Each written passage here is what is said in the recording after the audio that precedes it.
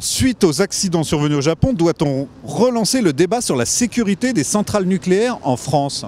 Alors je pense que tout débat peut n'apporter que des solutions et puis aussi les gens seront mieux informés, donc plus conscients de ce qui peut leur arriver. Mais d'un autre côté, il faut savoir aussi que l'électricité, nous la payons moins cher grâce aux centrales nucléaires que nous avons en France. Ça comporte évidemment quelques risques, mais il faut savoir si les risques sont plus importants que les solutions que l'on pourrait apporter. Moi, je m'inquiète, je pense où elles sont cette usine, comment ça marche, est-ce que nous sommes en sécurité ou pas du tout. Et bon, maintenant, on peut voir ce qui se passe au Japon. Il faut commencer à se poser des questions aussi et demander, je ne sais pas exactement qui, le gouvernement, les responsables, de donner un peu plus d'informations par rapport à ça.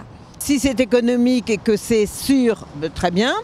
Mais il faut être sûr que ça soit bien sécurisé et qu'on ne risque pas d'avoir des contaminations radioactives.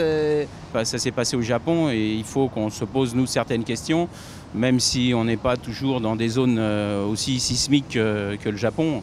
On est sûrement confronté à d'autres problèmes qui peuvent survenir. Je pense qu'on est tous concernés et que la puissance nucléaire, c'est quelque chose qui a toujours existé, qui existera toujours. Et c'est toujours quelque part à l'ordre du jour, quoi. Vous voyez, la preuve, c'est tout ce qui se passe au Japon, c'est que... Voilà, quoi. Une catastrophe comme le Japon pour qu'on se mette à penser à ce genre de catastrophe qui pourrait nous arriver. Et je pense même qu'on devrait être informé plus... pas au quotidien, mais tous les... 3 mois, 6 mois, mettre un peu les gens au courant de ce qui s'y passe. Ça m'inquiète assez peu pour le moment, en tout cas sur notre territoire à nous. Je serais plus inquiète si nous étions dans un pays avec un risque sismique, oui.